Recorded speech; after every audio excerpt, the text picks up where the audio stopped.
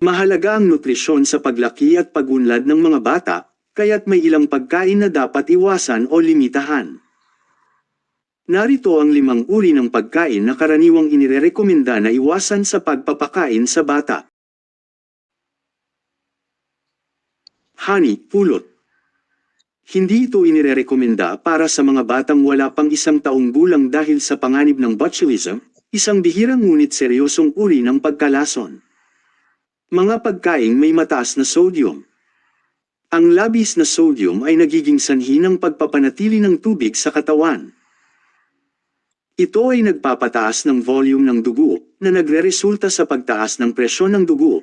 Ang mga bato ay may mahalagang papel sa pag-regulate ng sodium sa katawan.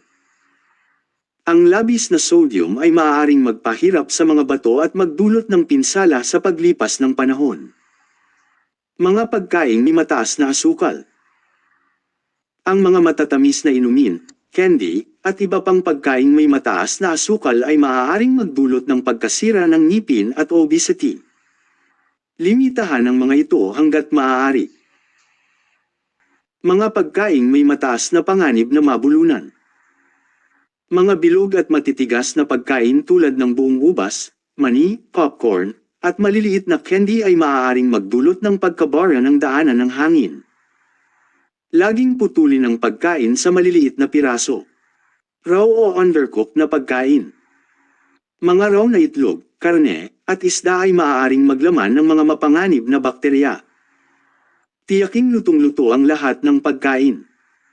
Mahalaga ring tandaan na ang mga allergies sa pagkain ay karaniwan sa mga bata. Kung may kasaysayan ng allergy sa pamilya, mag-ingat sa pagpapakilala ng mga bagong pagkain. Laging kumonsulta sa doktor o pediatrician para sa personalized na payo tungkol sa pagpapakain sa iyong anak. Kung nagustuhan mo ang video na ito, huwag mong kalimutan i-like, follow at i-share mo na rin sa iba. Yun lang at maraming salamat sa panunood.